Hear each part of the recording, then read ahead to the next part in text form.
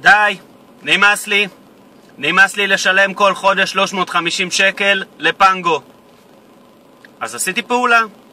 שמתי לב שבצומת עילית יש תחנת, איפה שאני מקבל את הפגישות שלי, יש תחנת ילו, ובתחנה הזאת חונים כל מיני רכבים בקצה של התחנה באיזשהו תחום אפור כזה. אז התחלתי לחנות שם והורדתי את חשבון הפנגו ל-150 שקל בחודש. למה אני מספר לכם את הדבר הזה? למה זה מעניין אתכם?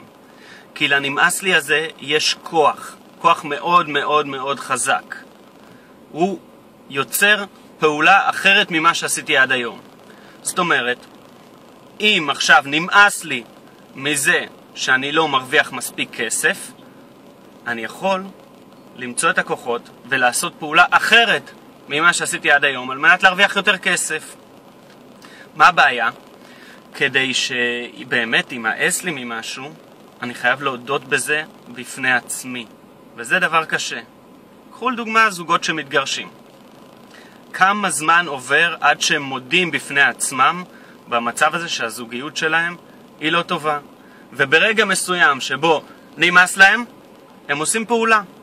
הפעולה הזאת יכולה רק להיפרד. דרך אגב, אם הפעולה הזאת הייתה מגיעה קודם, ייתכן, והפעולה הזאת הייתה לעבוד על מה לא בסדר.